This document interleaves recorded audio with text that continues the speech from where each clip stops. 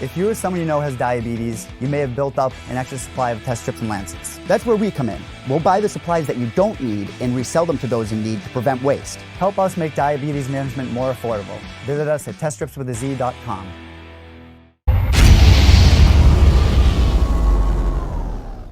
All right, man, 5 for 5. You went out there, you went to the judge's decision for the first time. Overall assessment of that performance, in your mind, how did you feel? To be honest, I'm not really happy with it. The layoff kind of killed me. Last time I fought was May 31st, and it was a minute and 30-second fight. Marcos had 4 fights in 8 months, so he has 13 fights next to my 4. Big step up in competition for me. I felt pretty rusty in there. It was a tough fight too, so I just had to dig deep and just show my heart. Yeah, was there a part of you that kind of likes that you were able to go out there and do that you were able to show people more of your game than 100%, because everybody comes, they always joke, oh, the fight was so quick. Well, now you got a 3-round war out of me now, so now you see what I got inside. So it's good to silence those people a little bit. And what do you think the biggest things are when you go back to the drawing board and you have to work, on your game? What do you think the areas are that you can improve on? Just my composure, listen to my coaches more, like those leg kicks were unnecessary. We train those in the gym all the time to check those and counter. I was just being too hesitant because I was worried about him. He kept coming low, and he was going to try to catch me high. So I was just worried about little things that we just got to be corrected more time in the cage. Can't take these layoffs. And you had a big crowd out there, they'll always come out. Does it ever get old? Never. It means more to me than they'll ever know. Them coming out and supporting me, I'll give it 130% every time because of them. And I don't know if you saw this, but before your fight, actually Dana White posted a clip.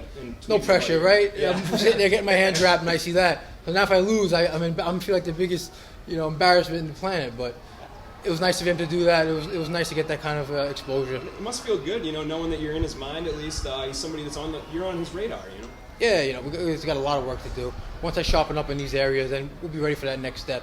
But sky's the limit if I just keep progressing. Speaking about the crowd, you were in some tough situations. Yeah. How much of that crowd cheering and everyone screamed Gotti? How much did that help? It's like an adrenaline boost right in the arm. You fake it down and out. They're screaming and screaming. It just gives you that extra energy to keep fighting. It's definitely a huge boost. You mentioned you have some holes, and that's expected in a young fighter. Yeah. What would you say the holes are that you need to fix right now that you learned tonight? Composure, keep my composure more. Just little things like making reads, striking. Counting his leg kicks more. I didn't do enough of that. When I did do it, I landed nicely. And just little things like that. My takedown, a couple of times I shot reckless takedown. Just too far away. Yeah, things like that just have to be corrected. Just little things, and just sharpening everything up, and we'll get there. How much did it mean to you that you had these quick knockouts, but then you just showed that you have the cardio to go 15 minutes? Because that's always a question when someone knocks guys out. Oh, do they know how to conserve their energy? How big is that? I think that's a lot of questions. Yeah, because it was a pretty tough fight. It wasn't like we were pacing ourselves. It was back and forth. I'm reversing, he's reversing positions. So we put the work in. My trainers, they put me through the gauntlet in training. They push me. I push myself. I'll never half-ass this. This is not the kind of sport you want to half-ass because you'll get your ass hurt in there. Simple as that. So give it 100%. I'll leave it in there every single time. So there's no doubt about it. What happened in the cage after the fight? It seemed like things were getting a little bit testy out there. I don't know. One of the cornermen just shaking his head. He knows his fighter. He wants his fighter to win. My brother Frank, I love to death. He gets emotional, so I got to just watch him a little bit. But it was nothing big deal. Marco's nothing but a gentleman, respectful. We're gonna probably train together. If we don't fight again, but nothing but a gentleman. Did anything surprise you from Marcos in that fight? Yeah, you could tell. He's a guy that came has more fights. He's very composed. He was taking his time, chopping my leg down. He would come up high. He would make good reads in there. You could tell it was definitely a step up from what I've seen. So that's what I need. Biggest takeaway overall? Biggest takeaway? Very tough fight. Type of fight I needed, I believe, at this point in my career. And I think I'll just get better from here. And I guess, people, you just got done with your fight and everybody's always wanting to talk about the future. What do you think the next step is? Do you think like a contender series would be good for you? I feel like you're somebody that's made for that type of show. I definitely want to improve my game a little more. If not here, maybe fight for a belt here.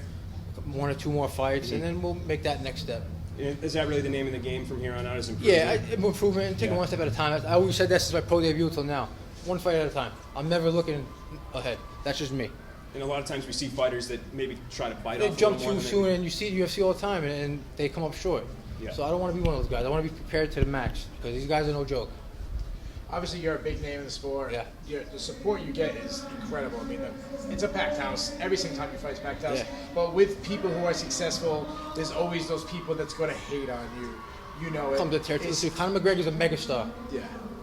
Everybody in the country hates on him. They were discrediting his fight last week.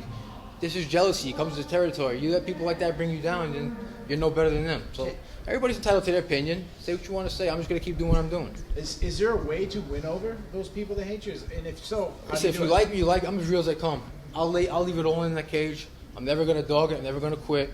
If you like me, you like me. If you don't, you don't. You're entitled to, that's just, everybody's entitled to like who they want. And people may not like because of my name. They might not like for other reasons. It's their choice. And you train under Ryan LaFleur. I heard you mention his name in the cage Yeah. after the fight. Yeah. What kind of impact has he had on your career, having that type of mentor? Tremendous impact. Ryan is one of the. I respect Ryan more than most people. I mean, this guy was battle tested his whole career, injury after injury, never dogged it in a fight. Always gave 110%. Just having him in my corner just rubs off on me in a positive way. And Derek Pans is a former kickboxing world champion. So having them two together, I think it'll help me a lot. How much of Kelleher's win set the table for you? Because I know he was. Yeah, it was big. He sat it off, and my other training partner, Sheik Kajim, looked really good tonight. Yeah, very good. Bright future, that kid. So it gets you motivated. It gets you motivated to see everybody in the gym doing well. Looks like they're going to come back here in March. Is Yeah. that the plan? You want to try to bounce back that quickly, or you want to take a little more time? I hope so. We'll see March. I don't. If not March, probably May. So we'll see. And you gave a message to all your haters. What do you say to all the people that came out to support you here tonight? Oh, listen, the support is greatly appreciated. Like I said, it means more to me than they'll ever know. So, I mean, if anything I could say or do, I would do it. But all I can say is thank you, and I look forward to the future.